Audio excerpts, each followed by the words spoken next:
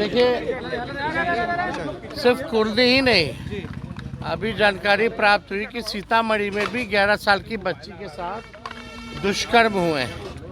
ये पूरे बिहार में कोई ऐसा जिला नहीं जहां इस तरह की घटनाएं ना हो। हमें पता नहीं कि सरकार कौन से नशे में है, कौन सा नशा करके सरकार जो है सोई हुई है। पूरे बिहार में अराजकता का माहौल है, क्रिमिनलों का डिसऑर्डर हो चुका है, लॉ एंड ऑर्डर कोई देखने वाला नहीं है, पुलिस वसूली में लगी हुई है, निर्दोषों को थाने में पीटती है और कोई भी मुख्यमंत्री हो या दो डिप्टी सीएम हो, उनको केवल कुर्सी से मतलब है, ना कि बिहार और बिहारियों से मतलब है। पूरी तरीके से घटनाएं बढ़ रही हैं, हत्या हो रही है, लूट हो रहा है, अपहरण हो रहा है। अभी कुछ दिन पहले ही जो है एक जगह बलात्कार हुआ था और हत्या हुई थी, वो खगड़िया परबत्ता जिला में, वहाँ भी हम लोग मिलकर के आए थे। पूर्णिया में बलात्कार हुआ, अभी सीतामढ़ी में सुनने आ रहा है कि 11 साल की बच्ची के साथ गैंग रेप हुआ है, कुर्दी में हुआ ही हुआ है।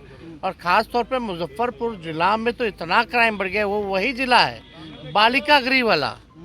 तो लोगों को समझना पड़ेगा कि अब मुख्यमंत्री नीतीश कुमार जी अचेत अवस्था में है, ये नीति आयोग के बैठक में भी नहीं जाते हैं, केवल पॉलिटिकल कार्यक्रम में जाते हैं। इनको बिहार और बिहारियों से कोई लेना देना नहीं है और ना ही कोई समीक्षा बैठक होती है।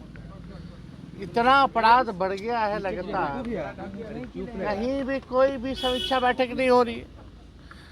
ट्रांसफर पोस्टिंग का धंधा चलेगा तो यही रहेगा, रिटायर्ड लोगों को दे दिया जाएगा ट्रांसफर पोस्टिंग का, डीजीपी के हाथ में कुछ रहेगा ही नहीं, तो करेगा क्या। तो ये पूरी तरीके से सिस्टम एकदम नकारा हो चुकी है, सीएम एकदम थका हारा हो चुके हैं, बिहार इन लोगों से चल नहीं रहा है।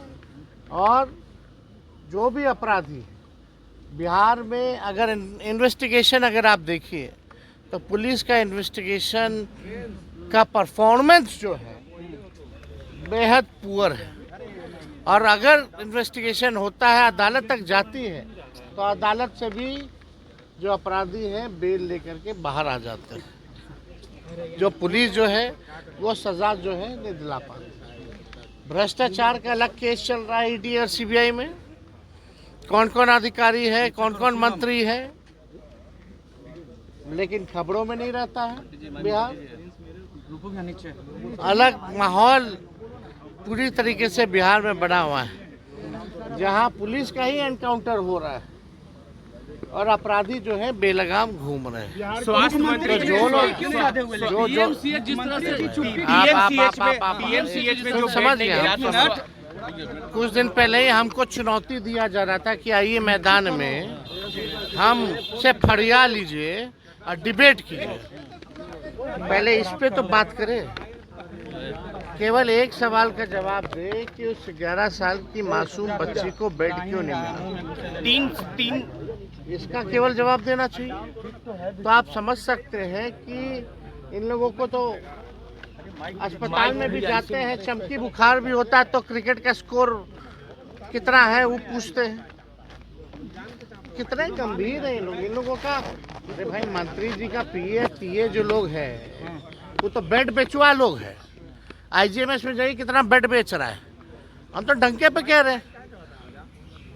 जो इन लोगों का पीए है कमिश्नर मंत्री जी को। लेकिन तेजस्वी जी, सवाल है कि मुख्यमंत्री तीन सदस्यीय डॉक्टरों की टीम गठित की गई है, पीएमसीएच में जो लापरवाही हुई थी, लिपापोती मानते हैं ये क्या है? बस घटना जो होनी थी हो गई। 4 टीम गठित करें या 100 की टीम गठित करें, इन लोगों की जब तक मंशा ठीक नहीं होगी तब तक सुधार होने वाला नहीं है।